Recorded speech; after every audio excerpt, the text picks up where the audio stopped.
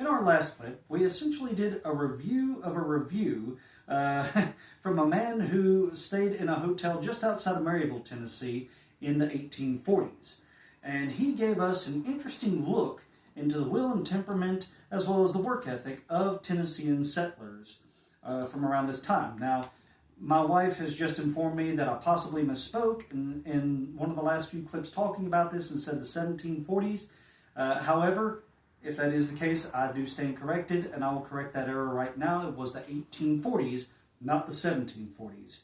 But either way, we got to move on here, folks. So, aside from the crops that they would have grown, such as the Three Sisters, corn, beans, and squash, which of course corn was king in this part of the country and at this time, there were also root crops such as turnips, cabbages, and potatoes being grown, which were good, hearty fares that could last you for a long time and ensure that you could go throughout the winter without starving to death. But of course, you also have to be careful and take every caution that you can in order to ensure that your crops would last till harvest time and beyond. One of the main things as these crops are growing that you have to worry about is diseases or blemishes, blights as they would call them. You also had to worry about bugs that could come in and kill your produce. And even so, your neighbor's livestock or your own could get loose from its pen or its pasture and ravage your crops. And in the event that the hostile natives were on the warpath, they might prove to be a bit troublesome too if they decided to set fire to your homestead as well as to your crops. But it is written in the Bible in Matthew chapter 4, verse 4, that man shall not live by bread alone. And fortunately for the people on the frontier, they didn't have to live on their harvest alone. Even if things had gone pretty far south, you could still scrape by harvesting from fruit orchards as well as foraging for wild food.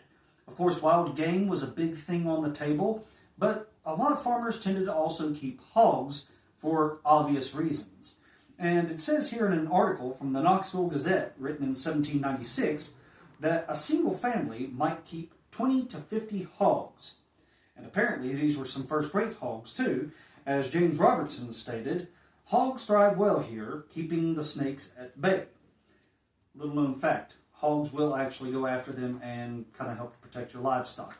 Hogs don't care about what they eat, folks. My dad can attest to this. He used to see them munching on bits of coal every so often. But what we do know is that obviously when it comes time to harvest and process the hog, it's going to be a big family effort, might even be a neighbor effort, and you're going to get all sorts of wonderful things that you can use. Of course, the meat is a big thing, the fat's a big thing, and there's the skin. And you can also use other bits of the animals, such as the intestines, to make sausage casings with, so on and so forth. But people also tended to, aside from hogs, keep other livestock on hand for various reasons. Of course, cows were a lifesaver because fresh milk every day you can make butter, cheese out of. And if you had sheep, well, of course, you can make wool from their fleece. And that's why, because sheep and cows were so highly valued and could provide more than just essentially what the hog could, which really is just fat and meat when you get down to it, that the cows and the sheep would be the last resource as far as preventing yourselves from starving. So hogs always went first.